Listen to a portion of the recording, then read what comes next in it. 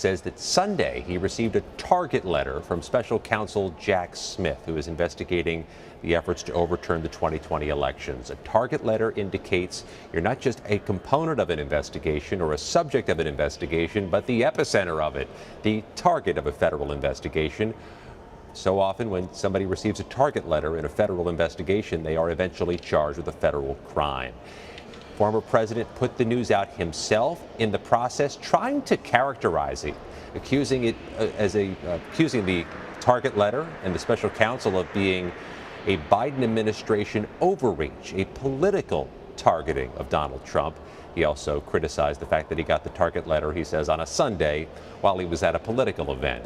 But the target letter is an indication that a federal prosecution charges are not just possible, but imminent, happening in the short term. And Scott, we had talked about how vast this investigation has been, this historic investigation. What can we read into that, and what have we really learned about how it could lead us to where we are right now? This has the potential to be so much different than the federal prosecution in Miami, which, by the way, has a court hearing today into those classified records and the alleged attempts to conceal those records from a federal investigation.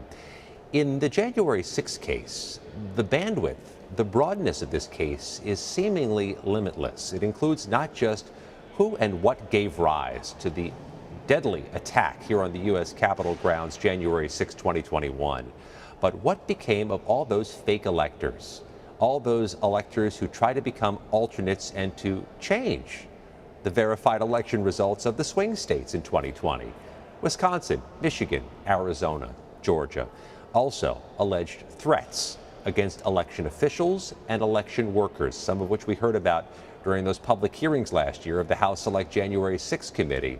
And what became of all that money, the gobs of money that were raised through those fake, baseless election fraud claims? There was a lot of money raised. Federal investigators have reportedly been looking into how it was used and where it was used.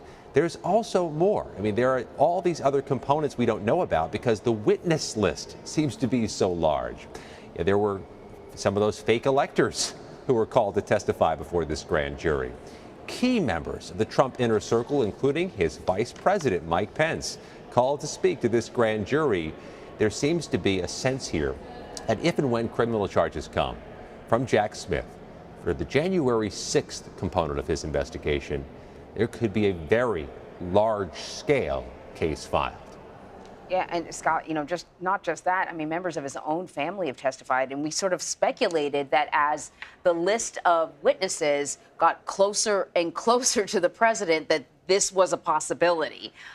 We understand that some of those who testified were offered limited immunity. Can you explain what that is and what it signals about the potential scope of a possible indictment?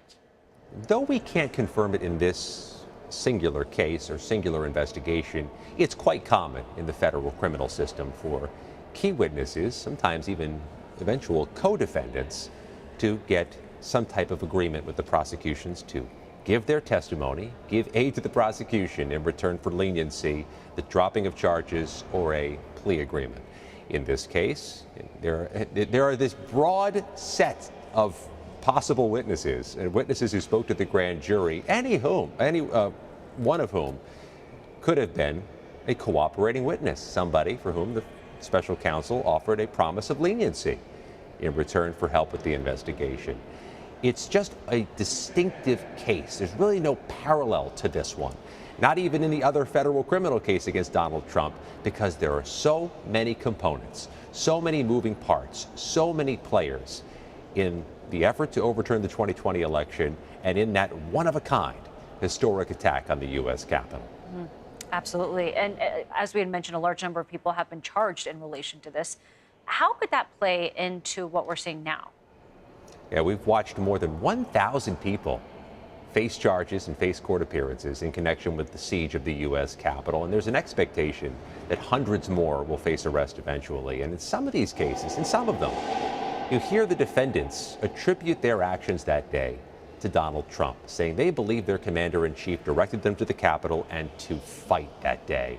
Any number of people who are victimized on January 6th, including some of the injured police officers who say, if you're going to charge the people who attacked that day, what do you make of Donald Trump? When or if you should charge Donald Trump, should you charge him in connection with January 6th, with inciting the attack? These questions will likely soon be answered. A target letter is often given in close proximity to a decision on criminal charges. But don't expect an announcement or Jack Smith to articulate this in front of a podium. More often, the Department of Justice, and in this case, the special counsel, speak their case through court filings, through submitting something to the federal court system. In this case, in this investigation, Anne Marie and Nancy, that case would most likely be filed here in Washington, D.C. Scott McFarland, thank you very much. Well, CBS News has learned that the American who crossed into North Korea this morning is a U.S. soldier. He is said to have crossed over the military demarcation line that divides South Korea from North Korea. The exact circumstances of what happened, though, that remains unclear. So joining us now is CBS News senior foreign correspondent Liz Palmer. So this is quite a development, Liz. What are we learning about what happened? It's a very peculiar story.